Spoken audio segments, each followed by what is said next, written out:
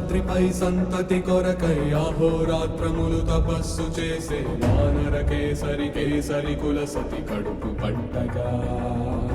జనించినాడొక అసమాన బలోద్ధతుడు సంయుతుడు అంజనాసుతుడు పవననందనుడు.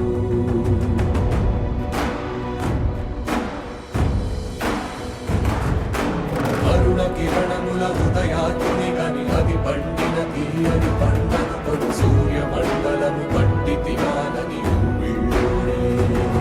తన దేహం నాటున రవి మరుగై జగము చీకటైపోగా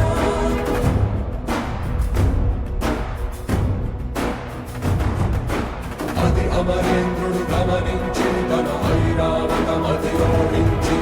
ఆంజనేయుని సమీపించి తన వజ్రాయుధమును విసరగా అది పవన నందనుని హనువుని తాకా చిందిన రక్త బిందువే విద్యుద్వేగంతో ధరణి స్థలి వంద కడలిలో చచ్చి వంద కడలి అట్టడుగున గల శ్రీరంగ శుద్ధి గర్భము చేరి